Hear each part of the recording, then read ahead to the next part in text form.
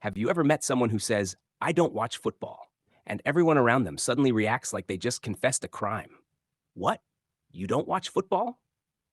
How is that even possible? Do you live on this planet? In the United States, football isn't just a sport. It's practically a national ritual. Sunday afternoons, huge screens, chicken wings, loud cheering, fantasy leagues, Super Bowl parties, the whole culture revolves around it. So when someone calmly says, yeah, I don't really watch football, people look at them like they're an alien who accidentally landed on Earth. But here's the interesting question.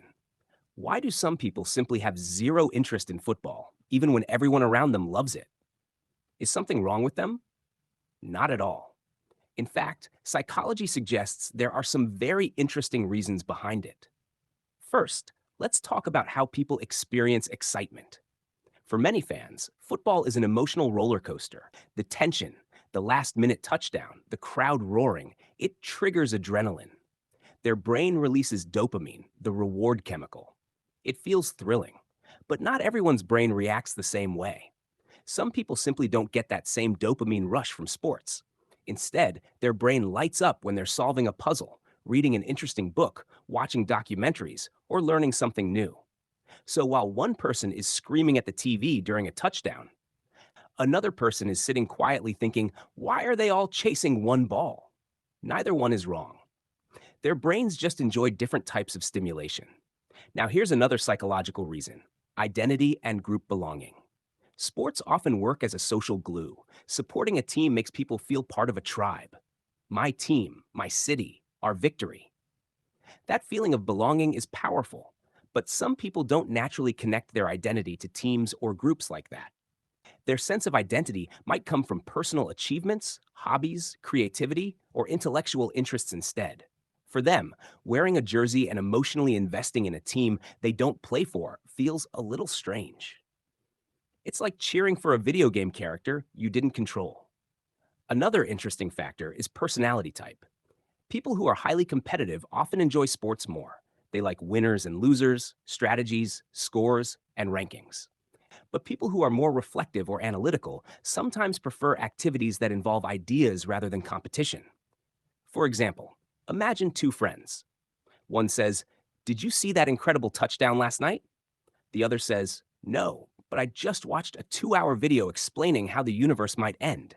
Both are fascinated, just by very different things. Then there's the time investment factor. An American football game can last more than 3 hours. For fans, that's 3 hours of excitement. For non fans, that's 3 hours of people standing around, commercials, and confusing rules. To them, it can feel like watching a movie where the action pauses every 20 seconds. Their brain quietly whispers, there must be something else we could be doing right now. And sometimes there is.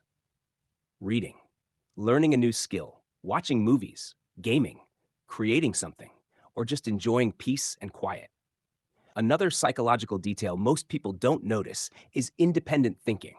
When something becomes extremely popular, many people automatically follow the crowd.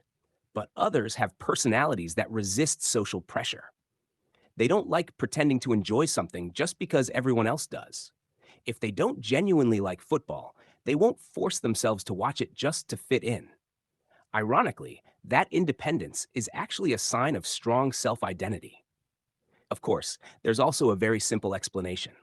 Some people just didn't grow up around football. If your family never watched it, if your friends never talked about it, if nobody explained the rules, then the game can feel confusing and distant. Imagine watching chess without knowing the rules. You just see people moving small statues around slowly and think, why is this exciting? Football can feel exactly the same to newcomers. But here's the funny part: people who don't watch football are often perfectly happy during the Super Bowl, not because of the game, but because of everything else: the snacks, the funny commercials, the halftime show. They're the ones sitting on the couch saying, I don't know what's happening, but these wings are amazing. And honestly, that might be the most relaxed person in the room. At the end of the day, psychology reminds us of something important. Humans are wired differently. Some people love stadiums, cheering crowds, and last second touchdowns. Others prefer quiet rooms, ideas, creativity, or different kinds of entertainment. And that diversity is actually a good thing, Because imagine how boring the world would be if everyone loved the exact same thing. Every TV would show the same game. Every conversation would be about scores. Every Sunday would look identical. Instead, some people are watching football, and others are watching documentaries about black holes, learning guitar, writing stories, or building something amazing. Different interests, different minds, same humanity.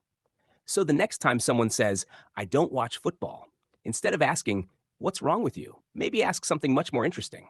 So, what do you enjoy? Because sometimes the most fascinating minds in the room are the ones not watching the game.